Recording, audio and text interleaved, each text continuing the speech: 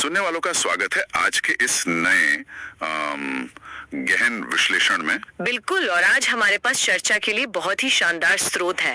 हाँ, आज हम बात कर रहे हैं भारत सरकार द्वारा हाल ही में जारी की गई आर्थिक समीक्षा यानी जो इकोनॉमिक सर्वे है 2025-26 की। और हमारा पूरा फोकस इसके एक खास हिस्से पर रहेगा। सही कहा, हमारा पूरा ध्यान इसके अध्याय 3 के विश्लेषण पर होने वाला है।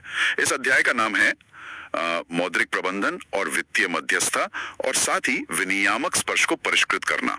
नाम थोड़ा भारी लग सकता है, लेकिन इसके अंदर की बातें बहुत सीधी और हमारे काम की हैं। बिल्कुल, हमारा मिशन आज यही है कि हम समझें कि इस अनिश्चित वैश्विक माहौल के बीच भारत का वित्तीय ढांचा कैसे काम कर रहा है, पैसे का प्रवाह यानी जो मनी फ्लो है वो किस दिशा में है और कैसे एआई जैसी तकनीकें निवेश की दुनिया को बदल रही हैं। ये सब बहुत तेजी से बदल रहा है। तो चलिए इस पूरे मामले को खोलकर देखते हैं कि आखिर ये सब जमीनी स्तर पर कैसे काम कर रहा है। इसमें बहुत प्रासंगिक है।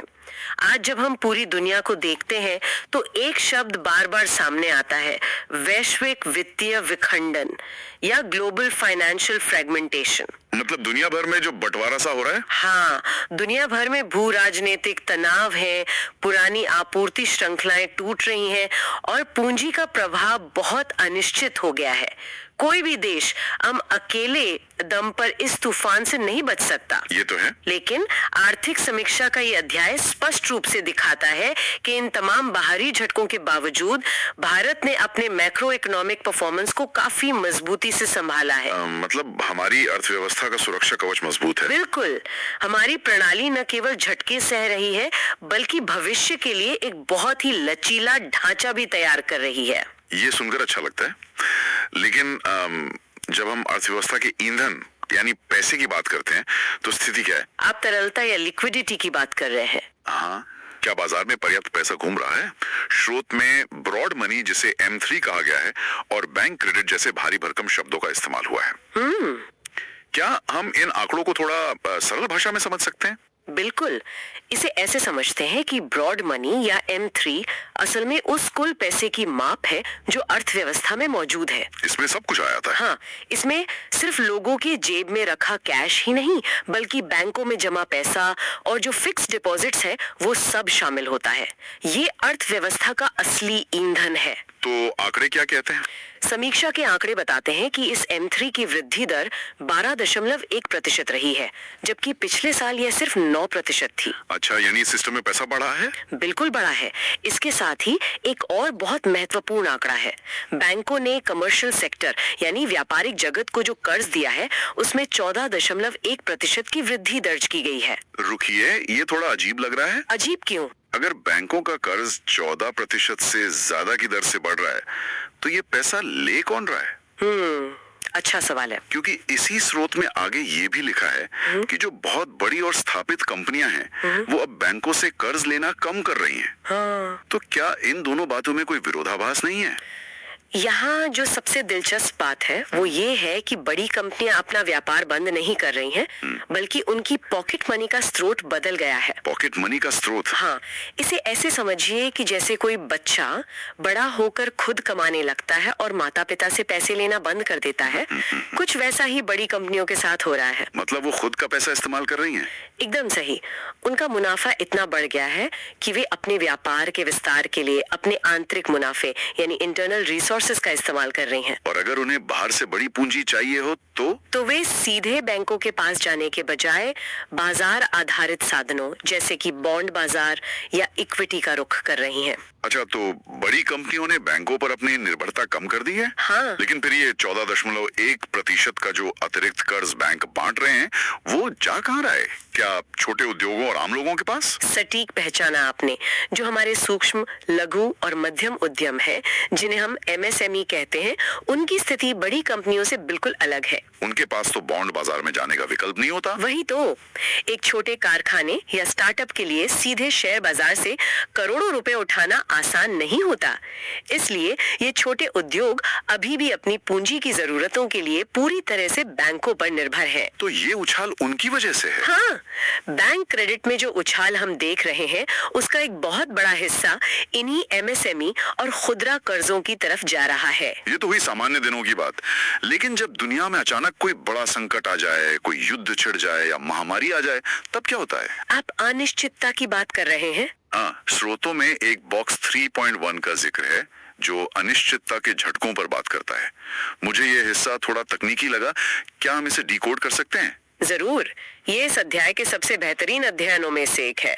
इसमें ये जांचा गया है कि जब वैश्विक स्तर पर अचानक कोई अनिश्चितता फैलती है तो अलग अलग तरह की कंपनियों के खर्च और निवेश पर उसका क्या असर पड़ता है। तो डेटा क्या दिखाता है? डेटा दिखाता है कि अनिश्चितता के माहौल में जो कंपनियां मुख्य रूप से निर्यात पर निर्भर हैं, वो तुरंत घबरा जाती हैं।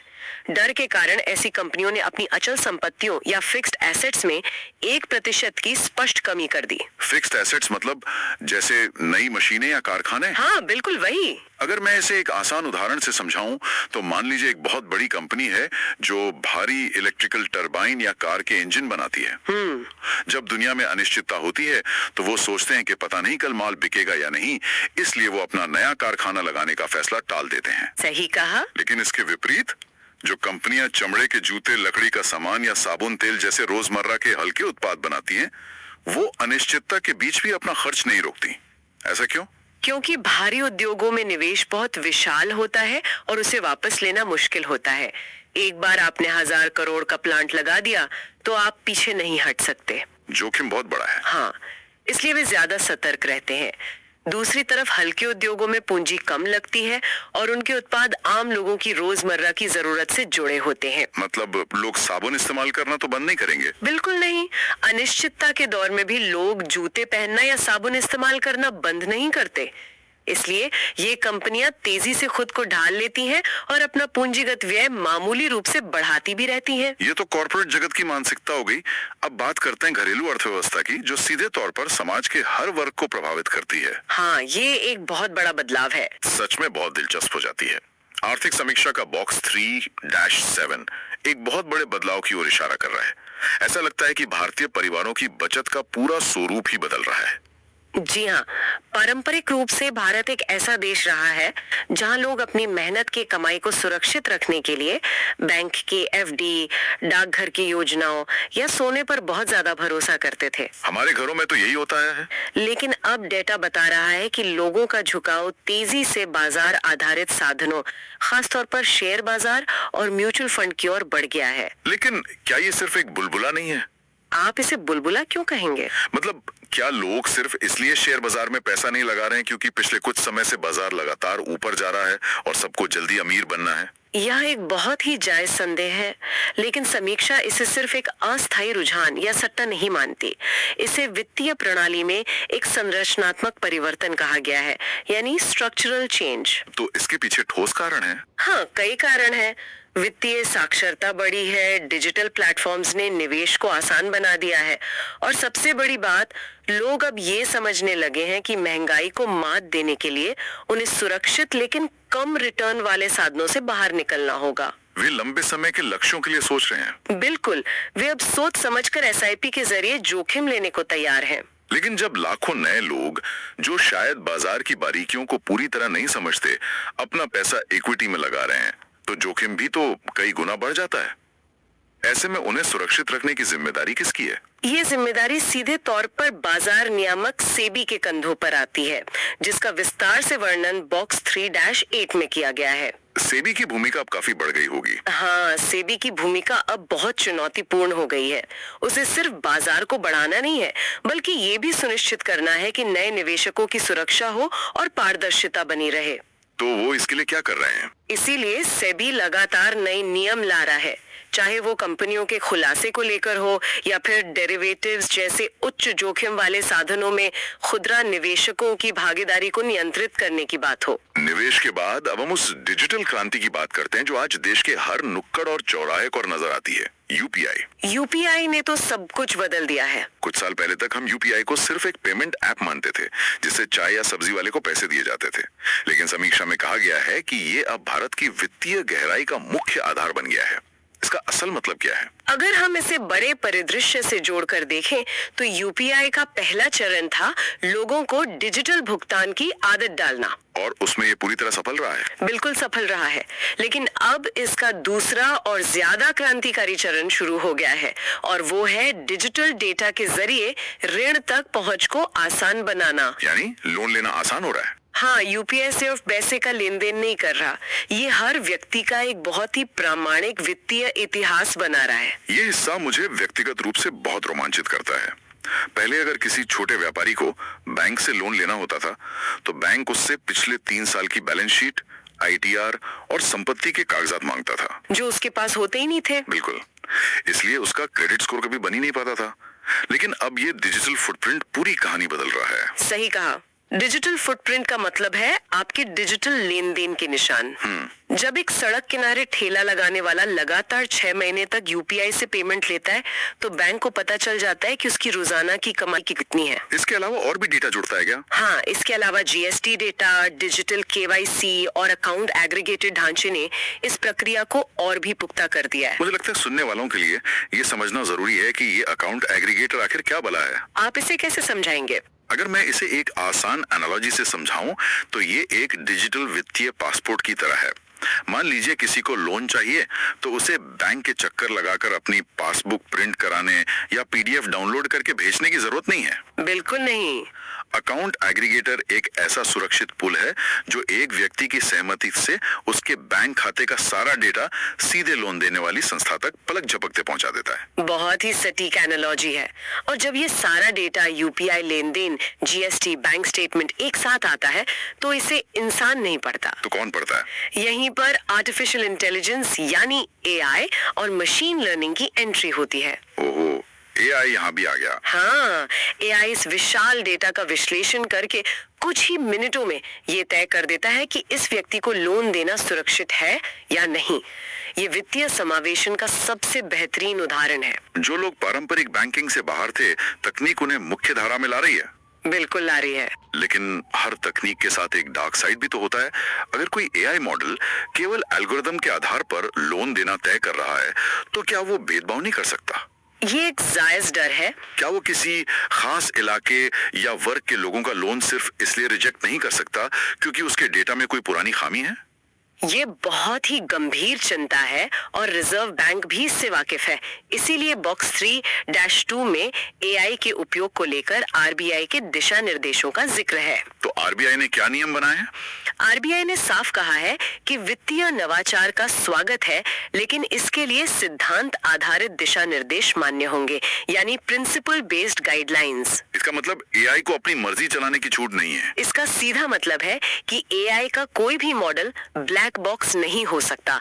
बैंक को ये पता होना चाहिए और वो जवाबदेह होना चाहिए कि उसके एआई ने किसी का लोन क्यों पास किया या क्यों रिजेक्ट किया। तो इंसान का कंट्रोल अभी भी है। हाँ, जोखिम प्रबंधन को प्राथमिकता दी गई है ताकि तकनीक का अंधाधुंध और गैर जिम्मेदाराना इस्तेमाल ना हो। डिजिटल ऋण की इस चर्चा के बाद अब हम अर्थव्यवस्था के उस स्तंभ की ओर मुड़ते हैं जो जीवन की अनिश्चितताओं के खिलाफ सुरक्षा जाल बनाता है, बीमा और पेंशन। ये बहुत ही महत्वपूर्ण हिस्सा है। स्रोत बताते हैं कि सबका बीमा, सबकी सुरक्षा के तहत काफी बड़े बदलाव किए जा रहे हैं, खास तौर पर पेंशन के दायरे में। हाँ, पेंशन फंड नियामक यानी पीएफआरडीए का काम काफी सराहनीय रहा है। पहले पेंशन को सिर्फ सरकारी कर्मचारियों या बड़े कॉर्पोरेट सेक्टर का विशेषाधिकार माना जाता था। अब ऐसा नहीं है। नहीं, अब दायरा बढ़ाया जा रहा है। किसान उत्पादक संगठनों यानी एफपीओ के माध्यम से किसानों को जोड़ा जा रहा है। एफपीओ असल में छोटे किसानों का एक समूह होता है ना? हाँ, जो एक कॉर्पोरेट इकाई की तरह काम करता है, जिससे उन्हें मोल भाव करने और वित्तीय योजनाओं का लाभ लेने में आसानी होती है। और गिग वर्कर्स के लिए भी कुछ है क्या? बिल्कुल, एमएसएमई सेक्टर और स्विगी, जोमेटो जैसे प्लेटफॉर्म्स पर काम करने वाले गिग वर्कर्स को भी नेशनल पेंशन सिस्टम और अटल पेंशन योजना के दायरे में लाया जा रहा है। ये एक बहुत सकारात्मक कदम है। और बीमा सेक्टर की बात करें तो सबका बीमा सबकी सुरक्षा अधिनियम 2025 ने एक बड़ा धमाका किया है। विदेशी निवेश को लेकर हाँ, अब बीमा क्षेत्र में 100% प्रत्यक्ष विदेशी निवेश यानी FDI की अनुमति दे दी गई है।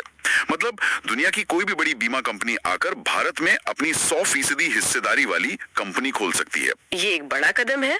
लेकिन स्रोतों को गहराई से पढ़ने पर बीमा क्षेत्र में एक बहुत बड़ा विरोधाभास नजर आता है। ये एक महत्वपूर्ण सवाल खड़ा करता है।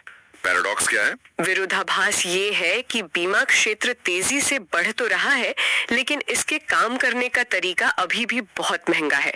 इसका परिचालन खर्च और ग्राहकों को जोड़ने का खर्च, जिसे हम एक्विजिशन कॉस्ट कहते हैं, वो कम नहीं हो रहा है। यानी विदेशी पैसा आने से पूंजी तो मिल जाएगी, लेकिन जमीनी हकीकत की समस्या कुछ और है। बिल्कुल। अगर इसे आम जिंदगी से जोड़कर देखें तो आज भी बीमा खरीदना 1990 के दशक का काम लगता है।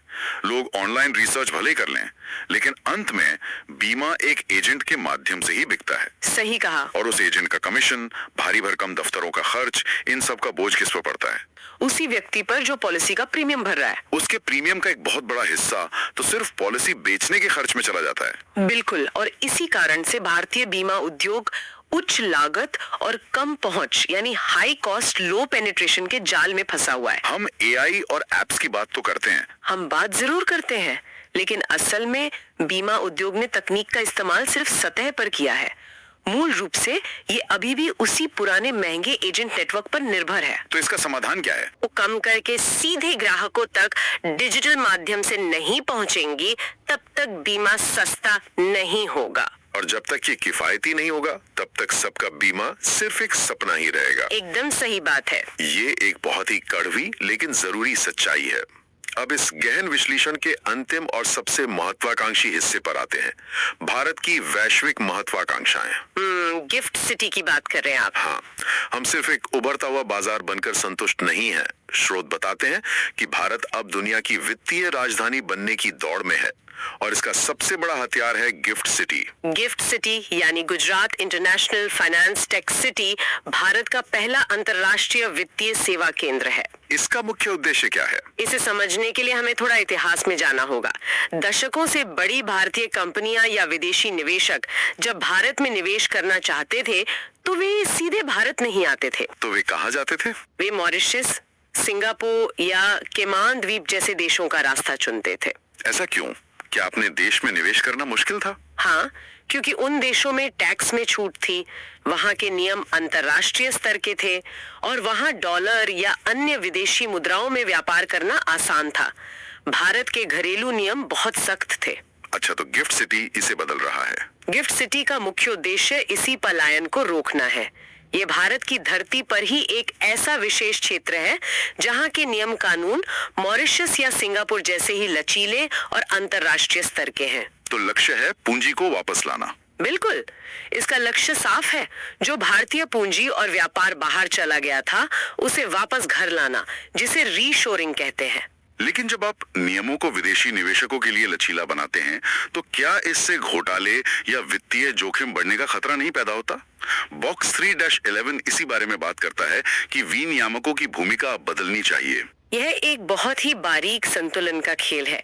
ऐतिहासिक रूप से भारत में नियामकों का रवैया, चाहे वो RBI हो या सेबी, हमेशा सुरक्षा ही बचाव है वाला रहा है। वे रिस्क नहीं लेना चाहते थे। हाँ, उनका मुख्य फोकस सिर्फ इस बात पर होता था कि कोई बैंक ना डूबे और कोई वित्तीय संकट ना आए। लेकिन बॉक्स 3-11 एक नई सोच की वकालत करता है, समानुपाती और उत्तरदायी विनियमन। Proportional and responsive regulation. इसका मतलब क्या है? क्या नियामक अब जोखिम लेने को बढ़ावा देंगे? इसका मतलब है कि नियम अब वन साइज फिट्स ऑल नहीं हो सकते, यानी एक ही नियम सब पर लागू नहीं हो सकता। नियामकों को अब सिर्फ पहरेदार नहीं बनना है, बल्कि उन्हें एक सुविधा प्रदाता भी बनना होगा। अब लक्ष्य सिर्फ सुरक्षा और स्थिरता नहीं है, बल्कि जोखिम, बाजार में स्वस्थ प्रतिस्पर्धा और आर्थिक विकास, इन तीनों के बीच एक सही संतुलन बनाना है। संतुलन जरूरी है। अगर नियम बहुत ज्यादा सख्त होंगे तो विदेशी निवेशक वापस सिंगापुर चले जाएंगे। इसलिए नियमों को सुरक्षित भी होना चाहिए, लेकिन व्यापार की गति को धीमा करने वाला नहीं। तो इन सब का आखिर क्या मतलब है? अगर हम पूरी तस्वीर देखें तो बदलाव बहुत गहरे हैं। हाँ, अगर हम आज के इस पूरे गहन विश्लेषण का सार निकालें तो तस्वीर बहुत साफ नजर आती है।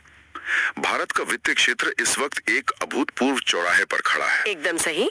एक तरफ ढांचागत बदलाव हो रहे हैं, बड़ी कंपनियां खुद को आत्मनिर्भर बना रही हैं और आम लोग अपनी बचत को सुरक्षित तिजोरियों से निकालकर शेयर बाजार के जोखिम और मुनाफे की तरफ मोड़ रहे हैं। और दूसरी तरफ तकनीक अपना कमाल दिखा रही है। बिल्कुल। डिजिटल फुटप्रिंट, एआई और यूपीआई मिलकर ऋण व्यवस्था का पूरी तरह से लोकतंत्रीकरण कर रहे हैं, जिससे छोटे से छोटे व्यापारी को भी बैंक से जुड़ने का मौका मिल रहा है। और हमारी वैश्विक पहुंच भी तो बढ़ रही है। हाँ, और तीसरी सबसे अहम बात, भारत सरकार और हमारे नियामक अब रक्षात्मक मुद्रा से बाहर आकर गिफ्ट सिटी जैसी पहलों के जरिए दुनिया को ये बता रहे हैं कि भारत अब नियमों में उलझने वाला देश नहीं, बल्कि वैश्विक वित्त का नया केंद्र बनने के लिए तैयार है। बिल्कुल।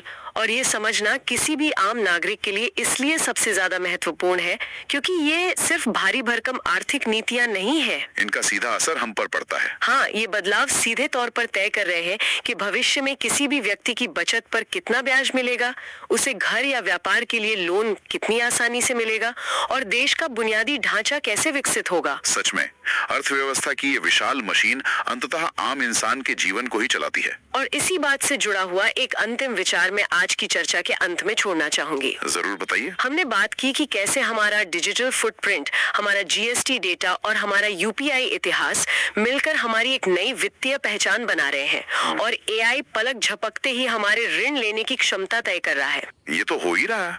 तो जरा इस पर गहराई से सोचिए। अगर भविष्य में हमारी पूरी आर्थिक साख, हमारी हैसियत और हमारे अवसर पूरी तरह से मशीनों, एआई के एल्गोरिदम और डेटा के उन बिंदुओं द्वारा तय होने लगे जिन्हें हम शायद देख भी नहीं सकते, ये थोड़ा डरावना है। तो क्या इंसान केवल सर्वर में सेव किया गया डेटा का एक फोल्डर बनकर रह जाएगा?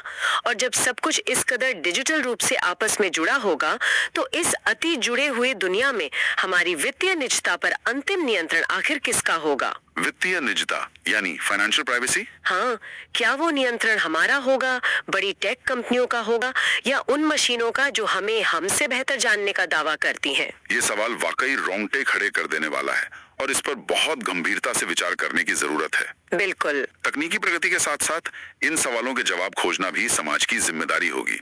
इसी विचार उत्तेजक सवाल के साथ हम आज के इस गहन विश्लेषण को यहीं समाप्त करते हैं। मुझे भी इस चर्चा में बहुत मजा आया। सुनने वालों का भी बहुत बहुत धन्यवाद। सुनते रहिए, सीखते रहिए और अपने आसपास हो रहे इन बड़े बदलावों को समझते रहिए। फिर मिलेंगे एक नए विषय और नई गहराई के साथ।